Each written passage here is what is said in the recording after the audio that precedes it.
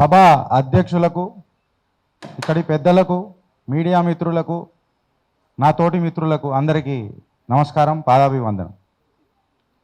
అన్న, నా పేరు గిరీష్ దారామోని. నాకు అంత పెద్దగా ఎక్స్పీరియన్స్ లేదు మాట్లాడడానికి, బట్ ఈ సంఘటన విషయంలో నన్ను మాట్లాడమన్నారు. సో నా కంప్లీట్ ఎక్స్పీరియన్స్ నేను షేర్ చేస్తాను. ఫస్ట్, ఆడపిల్ల పుట్టిందన్న, ఫ్యామిలీ 90% కాంప్రమైజ్ కావాలా బేటా అని నేర్పుతారు. ఆ పిల్లని లాడ్ల పెంచిండ్రు. లాడ్ల పెంచినాక ఇట్లా అయింది అని తెలిసిన తర్వాత పోరాడదామని అనుకుంటే, కాదు బిడ్డ, మనం జర కాంప్రమైజ్ కావాలా, నీకు తెలియదు, ఇంటి పరువు రచ్చ ఏమంటారు బయటికి ఇడవద్దు అని చెప్పి కాంప్రమైజ్. మార్చ్లా ఒక కామన్ దోస్తులది ఒక చిన్న షాప్ ఓపెనింగ్ అవుతుంది సార్.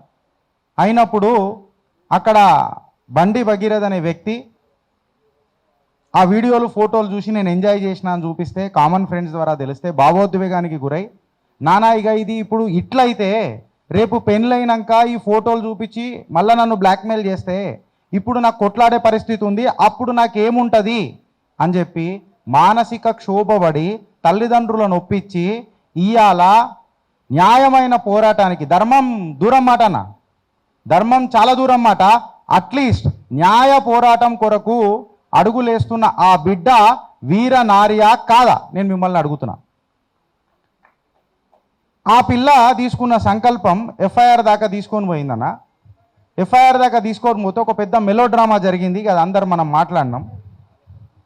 ఎఫ్ఐఆర్ దగ్గర ఏం జరిగింది అదంతా జర మనం పక్కకు పోతే 2 రోజుల నుంచి అనుకుంటా 48 గంటల నుంచి మీరు అందరు సాక్షులు, అడ్డగోలుగా పెళ్ళిళ్ళ ఫోటోలు ఎవరన్నా, ఇప్పుడు నేను మీరు దిగుతే కూడా మనని ఇక అది అంటారు కదా, ఎల్జీబీటీ అనేది అంటారు కదా సార్, దాంతో కూడా లింక్ పెట్టేటట్టున్నారు. ఇప్పుడు పెళ్ళిలో పోయి ఎవరితోనన్న ఫోటోలు దిగితే కూడా అగో లింక్ అంట. నేను వేస్తున్న 2-3 ప్రశ్నలు. 6:30 గంటలకు అలా తల్లిదండ్రుల కారు పోలీస్ స్టేషన్ పోయింది కదా, ఫుటేజ్లు అయితే అన్నీ ఉంటాయి కదా, అన్నీ దొరుకుతాయి కదా. 8 గంటలకు ఎఫ్ఐఆర్ రిజిస్టర్ అయినట్టు వీళ్ళు ఎఫ్ఐఆర్ రిజిస్టర్ చేసిండ్రు. ఎవరైతే బండి భగీరథ్ వాళ్ళు ఇచ్చిన కంప్లైంట్ ఏదైతే ఉందో అది 5 గంటలకే రిజిస్టర్ అయిందంట. ఇప్పుడు నేను కొన్ని లీగల్ క్వశ్చన్లు అడుగుతున్నా. ఏందని అంటే, 5 గంటలకు మీరు కరీంనగర్లో హనీ ట్రాప్ చేసిండ్రు అని చెప్పి అలా ఫ్యామిలీని బట్టబయలు చేసేసిండ్రు. ఒక సినారియో తీసుకొచ్చిర్రు లీగల్గా. ఏంటంటే అప్పటికి కంప్లైంట్ పెట్టలే కాబట్టి మేము ఐడెంటిటీ డిస్క్లోజ్ చేసినాము అని చెప్పిండ్రు. అయితే ఈ పైసలు కరీంనగర్లో ట్రాన్స్ఫర్ చేసిరా, హైదరాబాద్లో ట్రాన్స్ఫర్ చేసిరా? మళ్ళీ కరీంనగర్లో ట్రాన్స్ఫర్ చేయకపోతే హైదరాబాద్లో చేస్తే కరీంనగర్ జ్యూరిస్డిక్షన్ ఉన్నదా? 0 ఎఫ్ఐఆర్ అని మాట్లాడతారు, మళ్ళీ ఎఫ్ఐఆర్ నెంబర్ అయితే వచ్చింది సార్. ఇది ఫస్ట్ పాయింట్. సెకండ్ పాయింట్, చాలా క్రూషల్ పాయింట్ ఏంటంటే, ఆయన సోషల్ మీడియాలో సర్క్యులేట్ చేసుకున్న వాస్తవాలు ఈ ఎడ్డోళ్ళు అనాలా, అడ్డమైనోళ్ళు అనాలా, అవులవాళ్ళు అనాలా, అదేదో సామెత అంటారు అన్న, ఏటగా రెడ్డోడు అయితేనంట గడ్డిలకేనేమో చూపిస్తుందట పులి. జర నేను ఇక మీరు అర్థం చేసుకొని ఫిల్ ఇన్ ద బ్లాంక్స్. గిసుంటోళ్ళకి ఇక ఏం చెప్పాలా అంటున్నా. ఇవాళ ఇక్కడ కూర్చున్న మీడియా పెద్దలు మాట్లాడలే. ఇవాళ ఆయన బాంచన్ బతుకులకు పైసలు తినే ఆ కార్యకర్తలు కూడా మాట్లాడలే. ఆయన స్వయంగా సంతకం చేసిండు బండి భగీరథ్, ఏమనని, హనీ ట్రాప్ జరిగింది, ఎక్స్టార్షన్ జరిగింది అనని. మళ్ళీ ఆనాడు నువ్వు ఎందుకు కంప్లైంట్ ఇవ్వలే, అది ఏ రోజు జరిగింది అని చెప్పి మాట్లాడితే ఎవరి దగ్గర సమాధానం ఉండదన్న? సమాధానం ఉంటుంది. ఏం తెలుసా? 50,000 అడిగేది ఏదో అడిగితే 5 లక్షలు అడుగుతాడు, 50 లక్షలు అడుగుతాడు. 5 కోట్లు అడిగినోడు 50,000కే ఎందుకు కాంప్రమైజ్ అయ్యింది అని ఎప్పుడన్నా క్వశ్చన్ వచ్చింది అన్న మీ అందరికీ? ఎందుకు వచ్చింది అని అంటే, 50,000 రూపాయలు, ఒకటి 20,000 రూపాయలు, ఒకటి 30,000 రూపాయలు, ఈ 2 సెగ్మెంట్లలో అంటే 2 కేటగిరీలల్లో ట్రాన్స్ఫర్ అవుతాయి. మనం దోస్తులం ట్రాన్స్ఫర్ చేసుకోమా అన్న అవసరం ఉన్నప్పుడు?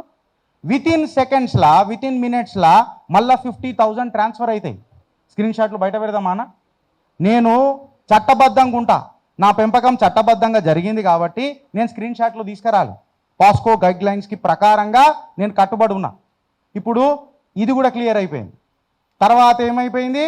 అబ్స్కాండింగ్లోకి వెళ్ళిపోయింది. మీరు డాట్స్ కనెక్ట్ చేసుకుంటారండి. తప్పే చేయనప్పుడు తప్పించుకొని తిరుగుడు ఎందుకు అని అనేది ఒక పెద్ద క్వశ్చనా కాదా? కరెక్టా కాదా? ఇది పెద్ద క్వశ్చన్. ఇక దాని తర్వాత పప్పులు ఉడుకుతలేవని చెప్పి మీడియా గట్టిగా అయిందని చెప్పి జెన్ జీ దీన్ని నోడప్ చేసిందన్న. జెన్ జీ ప్రభుత్వాలు మార్చింది మనం అందరం చూసినాం. ఇవాళ ఈ ఎపిసోడ్ని యావత్ తెలంగాణల దక్షిణాన యావత్ దేశాన ఇన్ఫ్యాక్ట్ చెప్తున్నా జెన్ జీ ఓనప్ చేసింది. మీరు కమెంట్లు చూడండి ఒకసారి. ఇప్పటిదాకా పెద్ద మనుషులు అందరు మాట్లాడినరు, అడ్డగోలుగా అలా వీడియోలు అలా కుటుంబ సభ్యులు పెట్టేసి నేనే ఒకళ్ళకి ఫోన్ చేసిన వాళ్ళ పేరు కూడా రాముడితోనే వస్తుంది. ఇగో ఇదే దురదృష్టం. ఇక్కడ వాళ్ళ పేరు అక్కడ కూడా వస్తుంది. వచ్చింది అరే సోషల్ మీడియాలో వచ్చినాయి పెట్టినాయి. మళ్ళీ నాకు కూడా సోషల్ మీడియాలో మస్తు దొరుకుతాయి సార్. పెట్టాలా నా పెంపకం అడ్డం వచ్చింది, జర ఆగిపోయినా గంతే. అర్ధగంటలో నేను ఫోన్ చేస్తా. ఇవాళ దగ్గర నాకు తెలిసి 72 గంటలు అయింది, నాకు ఫోన్ రాలే.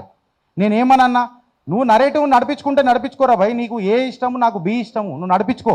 బట్ నేనేమంటున్నా, నువ్వు చట్టబద్ధంగా నడుపు కదా, నడిపేది ఉంటేదన్న. అది కాదు, నడిపిండ్రు. ఇప్పుడు కీలకమైన అంశానికి వద్దామన్న. చాలా పెద్ద సందిగ్ధం ఉంది కదా మీ అందరికీ.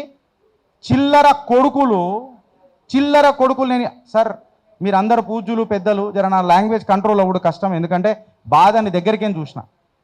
చిల్లర కొడుకులు ఒకడు ఏమన్నాడు, ఈ పిల్ల మేజర్ అట అన్నారా లేదా? ఈ మాట పిల్ల మేజర్ అట. దానికి కంటెన్షన్గా వీళ్ళు ఆధారాలు ఏది పెట్టిర్రనంటే 2008 బర్త్ సర్టిఫికేట్ ఉంది, 2010 బర్త్ సర్టిఫికేట్ ఉంది అని చెప్పి మాట్లాడారు. దానికి ఆధారాలు ఏం తీసుకొచ్చిర్రంటే, వీళ్ళు ఏదో ఒక ట్రాఫిక్ చలాన్ కేసు తీసుకొని వచ్చి ఆ ట్రాఫిక్ చలాన్లా ఈ పిల్ల వయసు ఎంత అనంటే 15 సంవత్సరాలు చెప్పిందట.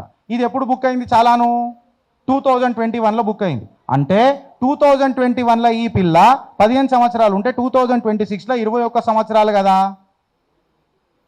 వీళ్ళు అయ్యలు మస్తు లెక్కలు చెప్పిర్రు అనిపించింది నాకు. లెక్కలు మస్తు చెప్పి అయ్యలు మస్తు నేర్పించారు లెక్కలు అని చెప్పిన. ఈ లెక్కలలో తిక్కలు ఉన్నాయి.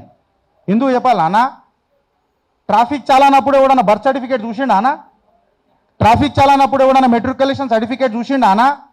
ట్రాఫిక్ చాలానప్పుడు నీ ఏజ్ ఎట్లా నిర్ధారించింది అనేది ఒక క్లారిటీ వచ్చిందానా? నువ్వు మామూలుగా నిలబడ్డప్పుడు పోలీసు వాళ్ళు అడిగినప్పుడు చిన్న పసికూనలు భయపడరా? ఏమైంది అని అంటే, ఎంత నీ వయసు అంటే 15 అని చెప్పి రాసేసి అయిపోయింది. దాన్ని పట్టుకొని వీళ్ళు వేస్తారు. ఇంకా ఇలా సక్కదనాలు చూడుర్రి. It was a mutual consent అంట. అరే అవులాగా నేను అందుకే అన్న ఏటగాడు ఎడ్డోడు అయితే ఏమో మళ్ళీ గడిలకేనేమో అని అన్న పూలి. ఎందుకని అంటున్నా అంటే, ఇది పాక్సోరా మైనర్రా. ఇప్పుడు ఇంకొకటి చూడుర్రి క్రూషల్. ఆ న్యూస్ ఛానల్ పేరు కూడా చెప్పొచ్చు కదా సార్? చెప్పొచ్చా? మగధా న్యూస్ డైరెక్ట్ చెప్తున్నా నేను. లక్ష్మి గారు మీకే అండి. డంకేపే చోట్ సవాల్ ఇసురుతున్నాడు గిరీష్ దారాముని. 2008 నుంచి 2010 మేజర్ లెక్కలు వస్తాయా మీకు? జర్నలిజం ఇన్ని రోజుల నుంచి చేస్తున్నారు కదా, లెక్కలు వస్తాయా? 2008 తీసుకున్నా 2010 తీసుకున్నా మైనరే కదా. వీళ్ళ మాటలలో మనువడ ఇది కరెక్టేనా? నువ్వు 2008 తీసుకున్నా మైనరే, 2010 తీసుకున్నా మైనరే. ఇప్పుడు వీళ్ళు ఏం మాట్లాడతారండి? ఫేక్ సర్టిఫికేట్ అని మాట్లాడతారు. ఒక ఫ్యాక్ట్ ఏంటంటే, ఈ మిస్ మ్యాచ్ అయిన డేట్ కోసం కరెక్షన్ పెట్టిరు సార్. కరెక్షను జూన్ 2025లోనే పెట్టిరు సార్. పోలీసు వాళ్ళు సెక్షన్లు మార్చిండ్రంటే, పోలీసు వాళ్ళకి ఎంత ఒత్తిడి వేసిర్రో ప్రత్యక్ష సాక్షి ఆ రోజు సంధ్యాకాలం సూర్యుడే సాక్ష్యం, ఇంకెవరు కాదు సార్. సంధ్యాకాలం ఆ రోజు మే 8 అనుకుంటా, ఆ రోజు సూర్యుడే సాక్ష్యం. వాళ్ళు ఏ రకంగా ప్రెషర్లకు అనుభవించిర్రు అనేది నాకు తెలుసు. బాధితులతో మాట్లాడుతున్నప్పుడు స్టేట్మెంట్ రికార్డ్ చేస్తారు కదా సార్. స్టేట్మెంట్ రికార్డ్ చేస్తున్నప్పుడు ఒక 17 సంవత్సరాల బాలిక ధైర్యం చేసుకొని మాట్లాడుతున్నప్పుడు ఆమెను డిస్టర్బ్ చేస్తారా సార్ ఎవరన్నా? 10 నిమిషాలకు ఒకటి ఫోన్ చేస్తాడు, 5 నిమిషాలకు. అంటే ఒత్తిడి మీదికైనా ఎంత ఉందని అనేది చూడండి. ఇప్పటిదాకా పృథ్వన్న మాట్లాడింది, పెద్దలు మాట్లాడింది అబ్సల్యూట్లీ కరెక్ట్. ఏదో ఒక పవర్ ఆఫ్ ఇన్ఫ్లుయెన్స్ చేస్తుంది. దీన్ని ఆపాలా? నేను భర్తది క్లియర్ చేసినా లేదా? ట్రాఫిక్ చలాన్ కూడా క్లియర్ చేసిన. పాక్సో ఎందుకు పడ్డది అని అంటే, వీళ్ళు ఆనాడు ఇప్పుడు ఫర్ ఎగ్జాంపుల్ వాళ్ళ అమ్మగారు పోయి కంప్లైంట్ ఇచ్చింది, పెద్దలు పూజలు అందరు కూర్చొని ఉన్నారు. అన్న ఇచ్చింది ఫైనల్ ఇన్స్పెక్షన్ రిపోర్టా లేకపోతే ఫస్ట్ ఇన్ఫర్మేషన్ రిపోర్టా? ఎఫ్ఐఆర్కి ఫస్ట్ ఇన్ఫర్మేషన్ రిపోర్ట్. ఇది గట్ట రాయాలని చెప్పి కంప్లైంట్ చేంజ్ చేయమంటారు. అంటే ఒత్తిడి. దాని తర్వాత ఈ సంఘటన మొయినాబాద్లో జరిగింది కదా, గాడికి పోవాలా, వీడికి ఎట్లా, మేము ఎట్లా పోతాం, మాకు ప్రాణాలు భయం అవుతున్నాయి, మేము పోలేము అని చెప్పి బాధితులు మాట్లాడితే పోలీస్ ప్రొటెక్షన్ ఇచ్చి పంపిస్తానని అంటారు. పోలీస్ ప్రొటెక్షన్ అంటే అక్కడ ఉన్నోళ్ళు కొంతమంది, నేను కూడా ఉన్నా, లేనని అంటలేను, అక్కడ ఉన్నప్పుడు మాట్లాడుతుంటే మళ్ళీ 0 ఎఫ్ఐఆర్ ఇవ్వడన్నా చేయొచ్చు కదా, what is this non sense అని చెప్పి మేము మాట్లాడితే అప్పుడు మేము చేస్తాం.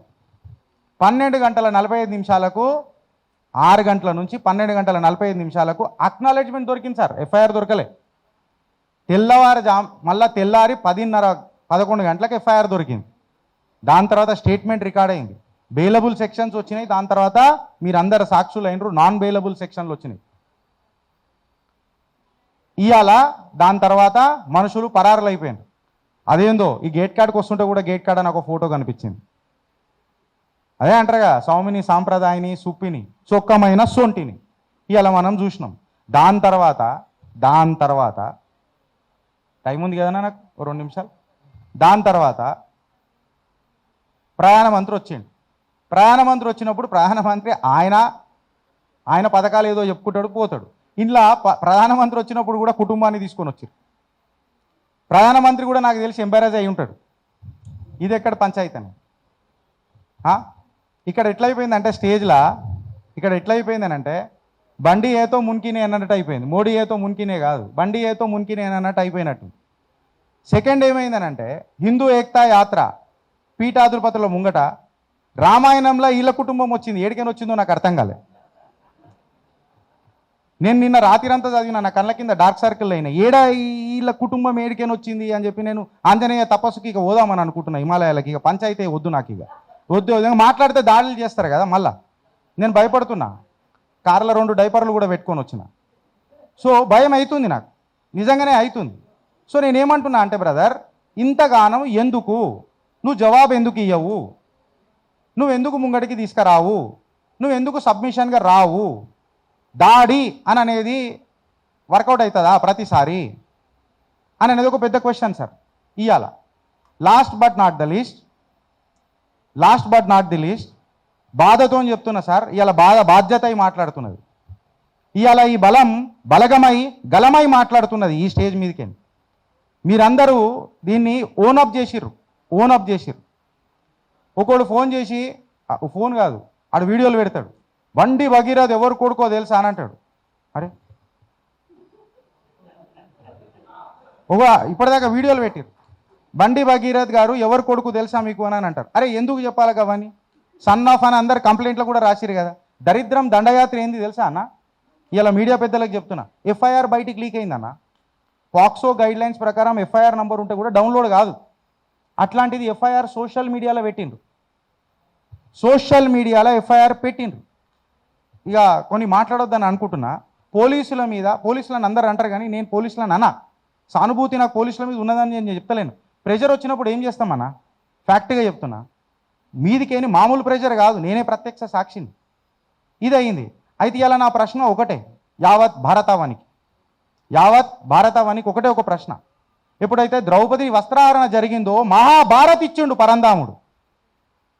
ఈ బాలిక మహిళ కూడా కాలేదు. అట్లాంటిది ఎంత అవమానపరుస్తున్నారన్నా? మళ్ళీ ఈ భారత్లో మహా ప్రోమాక్స్ భారత్ కావాలన్నా వద్దా? నేను ఇవాళ అడుగుతున్నా బ్రదర్, అవమానం మామూలుగా కాదు. Last but not the least friends, చట్టబద్ధంగా ప్రతి డాక్యుమెంట్ సబ్మిట్ చేసిరు సార్.